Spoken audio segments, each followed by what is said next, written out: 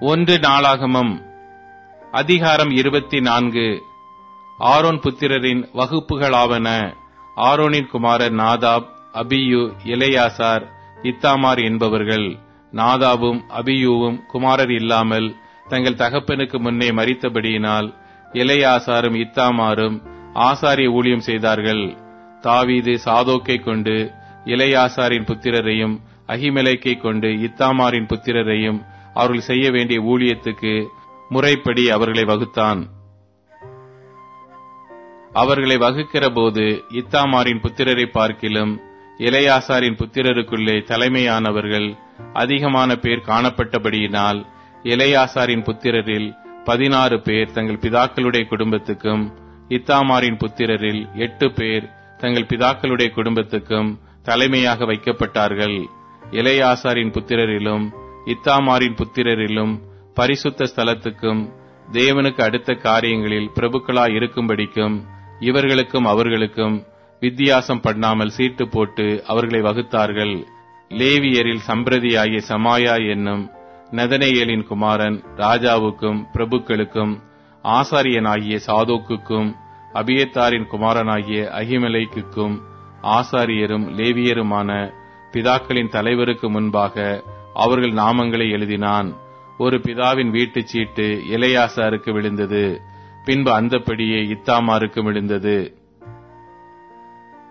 முதலாவது சீட்டு யோயாரீபின் பேர் வலிக்கும், இரண்டாவது யதாயாவின் பேர் வலிக்கும், மூன்றாவது ஆரீமின் பேர் வலிக்கும், நான்காவது செயோரீமின் பேர் வலிக்கும், ஐந்தாவது மல்கியாவின் பேர் வலிக்கும், ஆறாவது மியாமீனின் பேர் வலிக்கும், ஏழாவது அக்கோத்சின் பேர் வலிக்கும், எட்டாவது அபியாவின் பேர் வலிக்கும், ஒன்பதாவது யெசுவாவின் பேர் வலிக்கும், பத்தாவது செக்கனியாவின் பேர் வலிக்கும், 11வது எலியாசிபின் பேர் வலிக்கும், 12வது யாக்கீமின் பேர் வலிக்கும், 13வது உப்பாவின் பேர் வலிக்கும், 14வது எசேபெயாபின் பேர் வலிக்கும், 15வது பில்காவின் பேர் வலிக்கும், 16வது இம்மேரின் பேர் வலிக்கும், 17வது ஏசீரின் பேர் வலிக்கும், 18வது அப்சேசின் பேர் வலிக்கும், 19வது பெத்தகியாவின் பேர் வலிக்கும், 20வது எகேசெக்கியேலின் பேர் வலிக்கும், 21வது யாகீனின் பேர் வலிக்கும், 22வது காமுவேலின் பேர் வலிக்கும், 23வது தெலேயாவின் பேர் வலிக்கும், 24வது மாசியாவின் பேர் வலிக்கும் விழுந்தது. இஸ்ரவேலின் தேவனாகிய கர்த்தர் அவர்கள் தகப்பனாகிய ஆரோனுக்கு கற்பித்தபடியே அவர்கள் அவனுடைய கட்டளையின் பிரகாரம் தங்கள் முறை வரிசைகளில் கர்த்தருடைய ஆலயத்திற்குள் பிரவேசிக்கும் அவருடைய ஊழியத்திற்காக பண்ணப்பட்ட வகுப்புகள் இவைகளே.